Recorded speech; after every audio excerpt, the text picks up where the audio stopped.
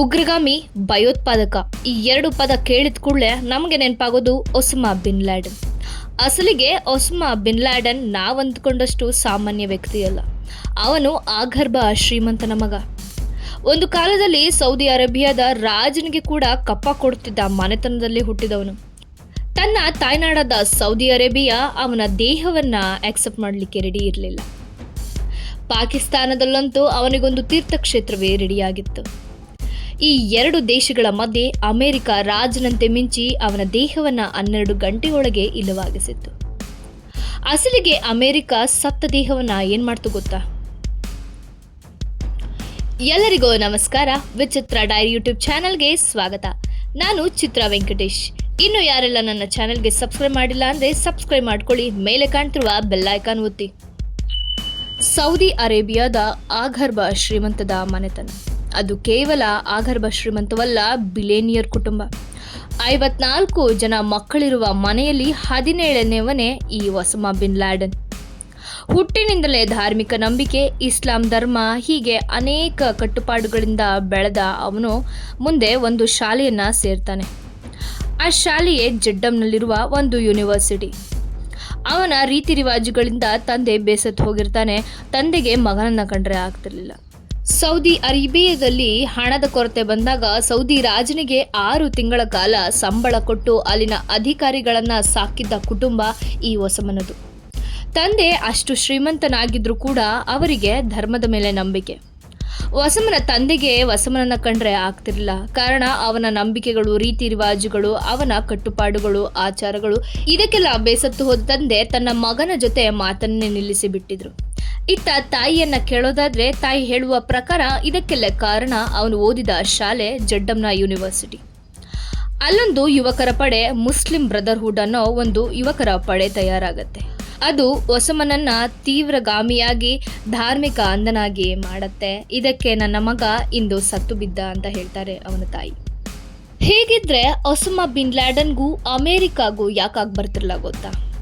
ಅವನು ಕಾಲೇಜ್ ಶಿಕ್ಷಣ ಮುಗಿಸಿದ ಕೂಡಲೇ ತೀವ್ರಗಾಮಿಯಾಗಿ ಬದಲಾಗ್ತಾನೆ. ಹೀಗಿರುವಾಗ ಸೋವಿಯತ್ ರಷ್ಯಾ ಮತ್ತು ಅಫ್ಘಾನಿಸ್ತಾನದ ಮಧ್ಯೆ ಯುದ್ಧ ಘೋಷಣೆ ಆಗತ್ತೆ. ತನ್ನ ಮುಸ್ಲಿಂ ಕಂಟ್ರಿ ಅಫ್ಘಾನಿಸ್ತಾನಕ್ಕೆ ತನ್ನ ಸಹಾಯ ಅತ್ಯಗತ್ಯ. ತಾನೊಂದು ಗುಂಪನ್ನ ತಯಾರು ಮಾಡಿ ಯುದ್ಧಕ್ಕೆ ಆ ಯುವಕರನ್ನ ಸಿದ್ಧ ಮಾಡ್ತೀನಿ ಅಂತ ಒಂದು ಭಯೋತ್ಪಾದಕ ಗುಂಪನ್ನ ತಯಾರು ಮಾಡ್ತಾನೆ. ಮಿಲಿಟರಿ ಟ್ರೈನಿಂಗ್ಗಿಂತ ಅತಿ ಹೆಚ್ಚು ಕಠಿಣವಾದ ಟ್ರೈನಿಂಗ್ಗೆ ಆ ಯುವಕರನ್ನ ಒಳಪಡಿಸಿ ತನ್ನ ಪ್ರದೇಶದಲ್ಲಿ ತಯಾರಾದ ಈ ಯುವಕರ ಪಡೆಗೆ ಅಲ್ ಖೈದಾ ಅಂತ ಹೆಸರಿಡ್ತಾನೆ. ಇದೆಲ್ಲ ಆದ ಒಸಾಮನಿಗೆ ತಾನೊಬ್ಬ ಭಯೋತ್ಪಾದಕ ಅಂತ ಗುರುತಿಸ್ಕೊಳ್ತಾನೆ.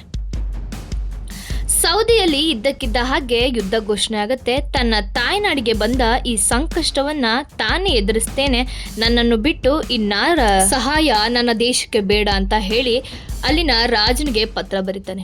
ಸೌದಿ ರಾಜನಿಗೆ ಒಸಾಮನ ಪತ್ರ ತಲುಪುವ ಮುಂಚೆಯೇ ಸೌದಿ ರಾಜ ಅಮೆರಿಕದ ಅಧ್ಯಕ್ಷನಿಗೆ ಸಹಾಯ ಕೋರಿ ಪತ್ರ ಬರೆದಿರ್ತಾನೆ. ಅಮೆರಿಕ ಸೌದಿಯ ಸಹಾಯಕ್ಕೆ ನಿಂತಿರುತ್ತೆ.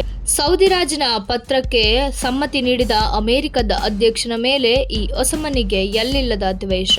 ಇದನ್ನ ತೀರಿಸಿಕೊಳ್ಳಲೆಂದೇ ಅಮೆರಿಕದ ಟವರ್ ಅನ್ನ ಬ್ಲಾಸ್ಟ್ ಮಾಡ್ತಾನೆ. ಅಂದಿಗೆ ಒಸಾಮಾ ಎಲ್ಲೆಡೆ ಪ್ರಪಂಚಕ್ಕೆ ಉಗ್ರಗಾಮಿಯಾಗಿ, ಭಯೋತ್ಪಾದಕನಾಗಿ, ತೀವ್ರಗಾಮಿಯಾಗಿ ಪರಿಚಯಗೊಳ್ತಾನೆ. ಇಲ್ಲಿಗೆ ಒಸಾಮನ ಅಧ್ಯಾಯ ಶುರುವಾಗತ್ತೆ. ಅಮೆರಿಕದ ಟವರ್ ಬ್ಲಾಸ್ಟ್ ಮಾಡಿದ ನಂತರ ಸೌದಿ ರಾಜನಿಗೆ ಕೋಪ ಬರುತ್ತೆ. ತಮ್ಮಿಬ್ಬರ ನಡುವಿನ ಮಿತ್ರತ್ವವನ್ನ ಅಲ್ಲಿಗೆ ಕಡಿತ ಮಾಡ್ತಾನೆ. ತನಗೆ ಸಹಾಯ ಮಾಡಲು ಬಂದ ಅಮೆರಿಕದ ನಂಟನ್ನ ಮುರಿದ ಈ ಒಸಾಮನನ್ನ ದೂರ ಇಡಲು ಘೋಷಿಸ್ತಾನೆ. ಇಲ್ಲಿಗೆ ಒಸಾಮನಿಗೆ ತನ್ನ ಸೌದಿ ಅರೇಬಿಯಾದ ನಂಟು ಮುರಿಯುತ್ತೆ. ಇಲ್ಲಿಂದ ಅವನು ಪಾಕಿಗೆ ತೆರಳುತ್ತಾನೆ. ಪಾಕ್ನಲ್ಲಿ ತನ್ನದೇ ಆದ ಉಗ್ರಗಾಮಿ ತಂಡವನ್ನ ತಯಾರು ಮಾಡಲು ಯಶಸ್ವಿಯಾಗ್ತಾನೆ ಈ ಒಸಾಮಾ. ತನ್ನನ್ನೇ ಎದುರು ಹಾಕೊಳ್ತಿರುವ ಈ ಒಸಾಮಾ ಇನ್ನು ಉಳಿಬಾರ್ದು ಅಂತ ಡಿಸೈಡ್ ಮಾಡ್ತಾನೆ ಅಮೆರಿಕದ ಅಧ್ಯಕ್ಷ ಒಬಾಮನ ಆಣತಿಯಂತೆ ಅವನ ಎಲ್ಲ ಸೇನೆಯು ಈ ಒಸಾಮನನ್ನ ಸದೆ ಬಡಿಯುತ್ತೆ. ಅವನ್ನ ಕೊಂದು ಹಾಕ್ತಾರೆ. ಒಸಾಮನ ಕೊಂದ ನಂತರ ಅವನ ದೇಹವನ್ನ ಪಾಕಿಗೆ ಕಳಿಸುವ ತೀರ್ಮಾನ ಮಾಡ್ತಾರೆ. ಆದರೆ ಅವರಿಗೆ ತಿಳಿದು ಬರುತ್ತೆ ಒಸಾಮನ ದೇಹಕ್ಕೆ ಅವರು ಅಲ್ಲಿ ಒಂದು ತೀರ್ಥಕ್ಷೇತ್ರವನ್ನೇ ನಿರ್ಮಾಣ ಮಾಡಲು ತಯಾರಾಗ್ತಿರ್ತಾರೆ. ಅಸಲಿಗೆ ಪಾಕಿಸ್ತಾನದ ಅಧ್ಯಕ್ಷನೇ ಹೇಳುವಂತೆ ಒಸಾಮಾ ಅವರಿಗೆ ಒಬ್ಬ ವೀರ ಪುರುಷ. ಅವನಿಗೆ ನಾವಿಲ್ಲಿ ತೀರ್ಥಕ್ಷೇತ್ರವನ್ನೇ ಕಟ್ಟಿಸ್ತಾ ಇದ್ದೀವಿ.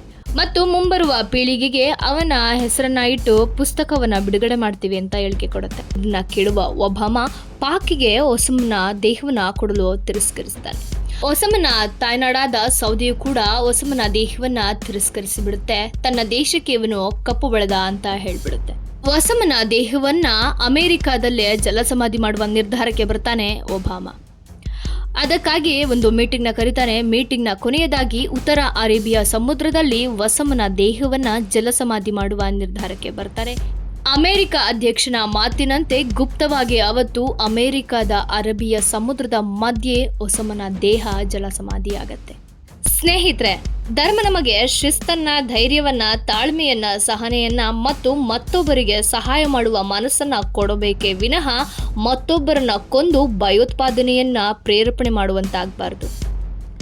ನಿಮಗೆ ಈ ವಿಷಯ ಇಷ್ಟವಾಗಿದೆ ಅಂತ ಭಾವಿಸ್ತೇನೆ. ನಿಮ್ಮ ಅನಿಸಿಕೆ, ಅಭಿಪ್ರಾಯವನ್ನ ಕಮೆಂಟ್ ಮಾಡುವ ಮೂಲಕ ನಮಗೆ ತಿಳಿಸಿಕೊಡಿ. ಧನ್ಯವಾದಗಳು.